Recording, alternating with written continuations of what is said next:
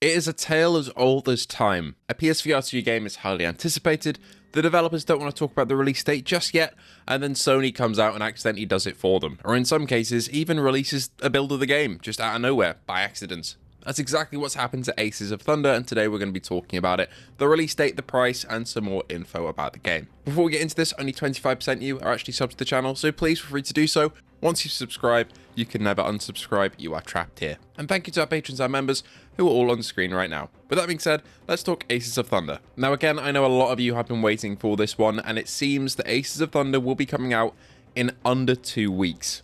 Yesterday, a store listing popped up on the PlayStation Store in pretty much every region, with Aces of Thunder ready to actually buy.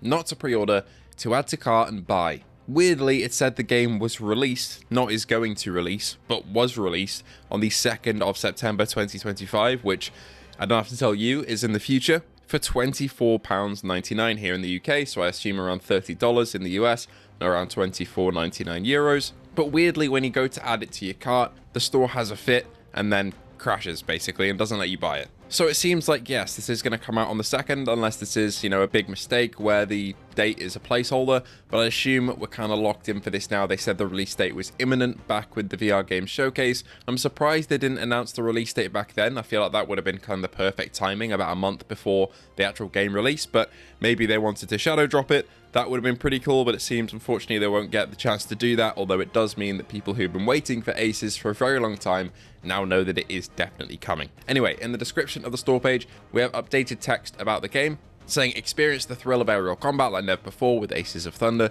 saying this is the best flight simulation game with high fidelity graphics and unmatched immersion.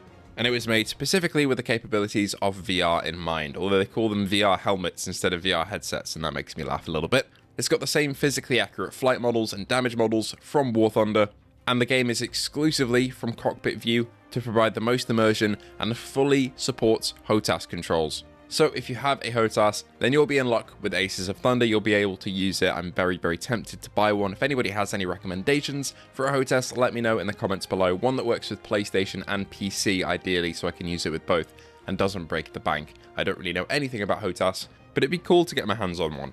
Anyway, we have World War I and World War II aircraft listed here. We already kind of knew that with the campaign missions that we've seen. And there are over 20 to fly, and it seems like none of them will be add-ons. They'll all be free to just try out in the game. So we've got the American P-51 Mustang, the P-63 Cobra, the Bf-109, we got the German FW-190, the Soviet Yak-9T, the British Spitfire, and the Japanese A6M30. A lot of iconic planes here that you'll be able to go in and fly at 90 hertz unreprojected, I believe, is what they said a couple years ago, is that they managed to get the game running with no reprojection. If they've stuck to that and the resolution looks good, then we're in for a real treat here.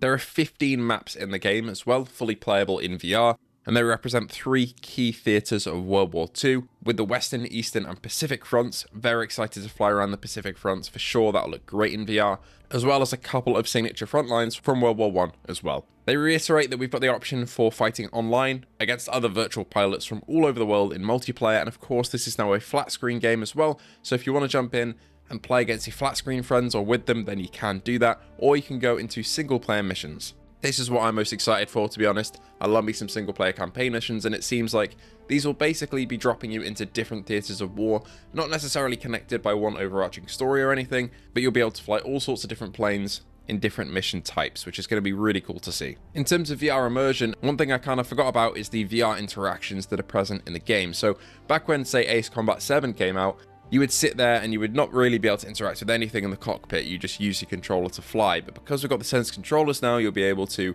adjust everything in the cockpit with your actual hands. You'll be able to open the side of it. You'll be able to use the joystick and the throttle. You'll be able to press buttons all around. And you'll also be able to walk around your aircraft in between missions in the hangar to get a good look at them. It's these VR AF features, if Brian doesn't mind me stealing his phrase there, that will really add to the level of immersion in this game, and I'm really excited to see how they pull it off. Anyway, that's all we know about Aces of Thunder on PSVR2. It is now coming in under 2 weeks' time, it seems. Let's see how long it takes Gaijin to come out with a release date announcement officially, because the cat is out of the bag now. I have emailed all the Gaijin contacts that I've been able to get my hands on, so hopefully I'll be able to get hands on with the game for you guys, but so far I haven't heard anything, but who knows, it is a weekend, so we'll see. Anyway, thank you all so much for watching, and I hope to see you all in the next one.